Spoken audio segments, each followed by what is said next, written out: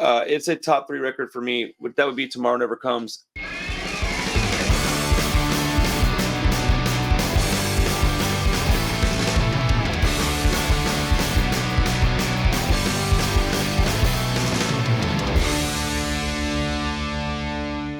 Let's talk about their most recent offering and something that I think this is going to work its way up the list of their best albums. It's a top 3 record for me. That would be Tomorrow Never Comes. This album blew my fucking mind. Like, I don't know what else to say about it, dude. It blew my mind, bro. Like, no, it did. Yeah, it's a big reason why you and I do this together. I think was this album coming out and Rancid, a little bit of run, but it's.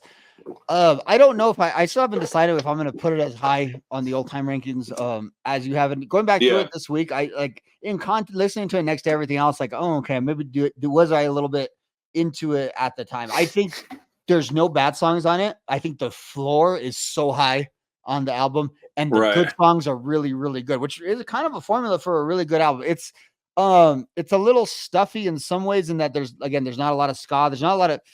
There's some positive songs, but it's not a very fun album anyway. It's very much more of an intense album, but there's sort of like an old man wisdom to it as well, which kind of gives it its true charm. And then we've talked about it before. It's Brandon's record. Like, it's the record Brandon kind of got to show off.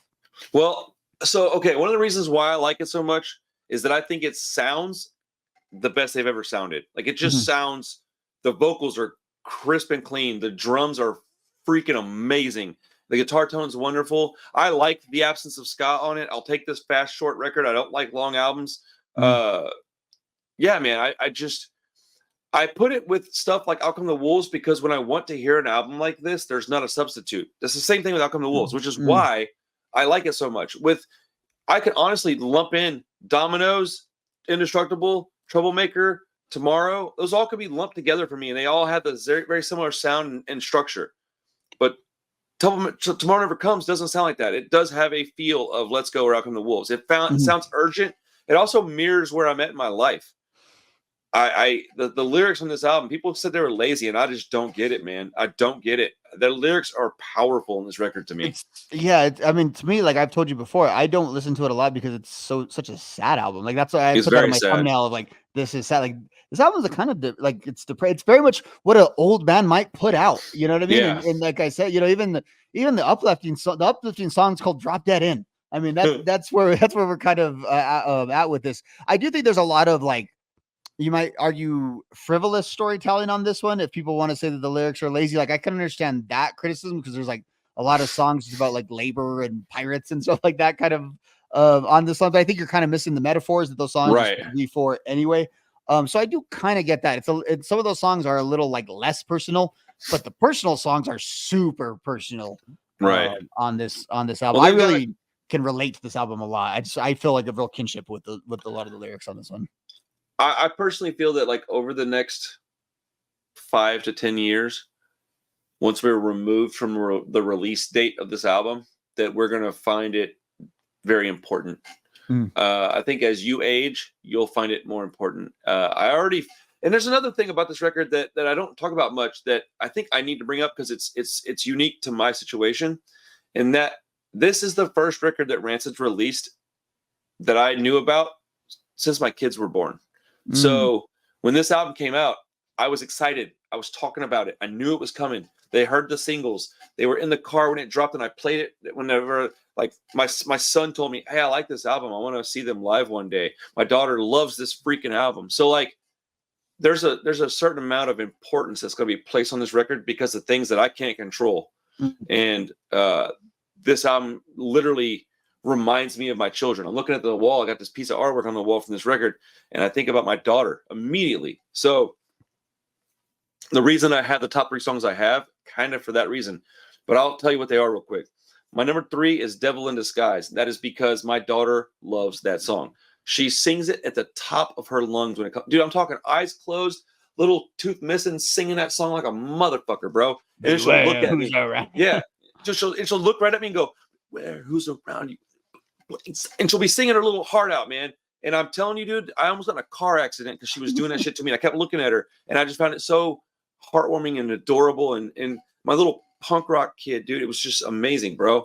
And then you have Live Forever, which you don't know why I like that song, you don't pay any attention to what I'm saying. So that song's it's just badass and short, fast, to the point. Very much international cover-up style.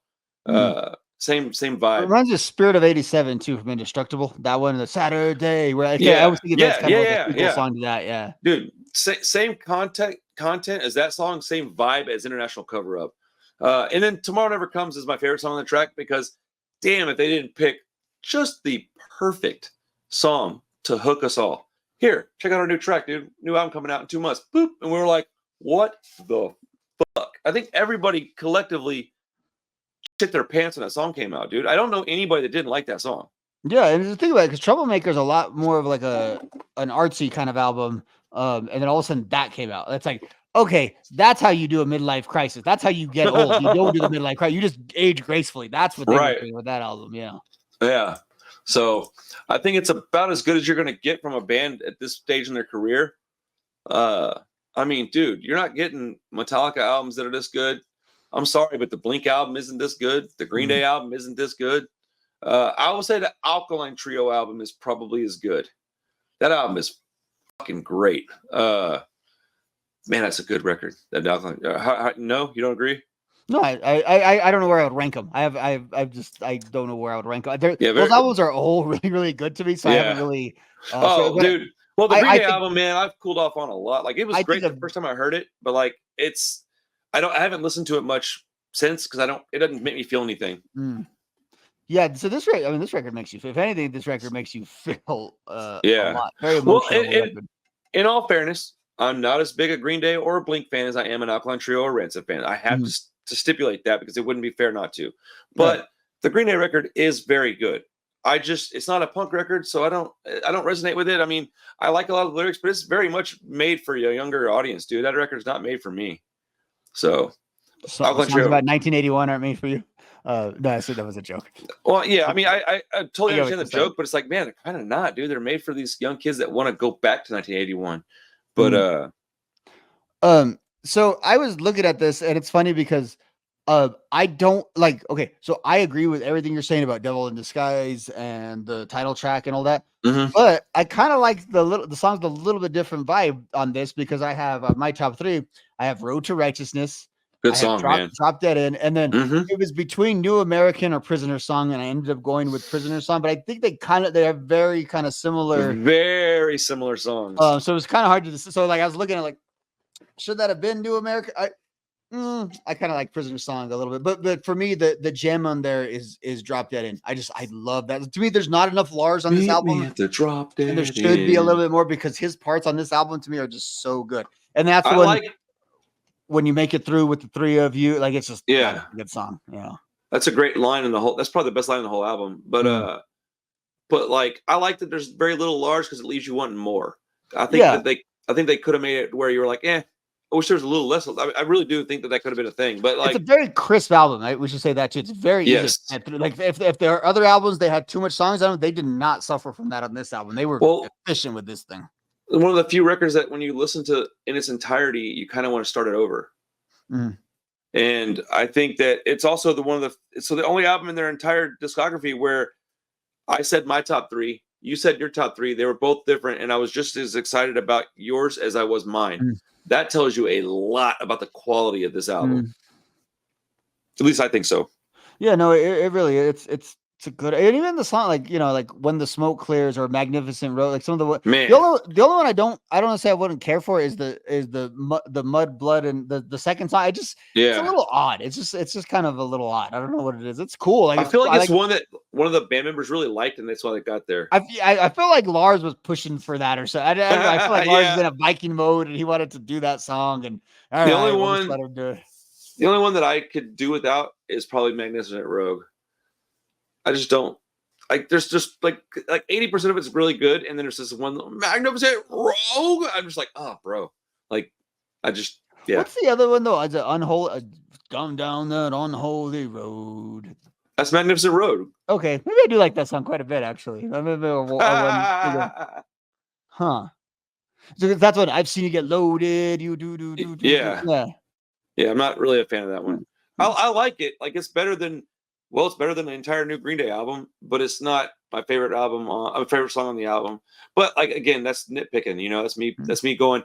Which of my favorite foods do I not want to eat today? Like, well, I guess I'll just not eat French fries today. Like, French fries are fucking awesome. I mean, a band who dropped their first album 30 years before this one. That's pretty darn good. That's Bro. That's what they're dropping.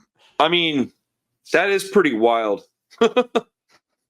30 years. Again, Fat Mike says it all the time. Like whenever he releases a new NoFX album and people don't like it, you're like, remember, you guys all hated those Ramones albums till they became classic, 20 years after they were released. That's very, very true. And I think that could happen to Troublemaker, and it could happen, to this one. So